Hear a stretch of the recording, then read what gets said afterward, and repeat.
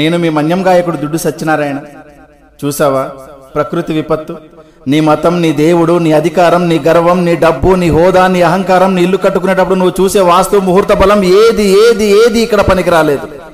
గుళ్ళు, గోపురాలు, మసీదులు, చర్చిలు దేనికి మినహాయింపు లేదు. రాజు బంటు అనే తేడా లేదు. ప్రకృతి ముందు అంతా సమానమే అన్న విషయం గుర్తుపెట్టుకో.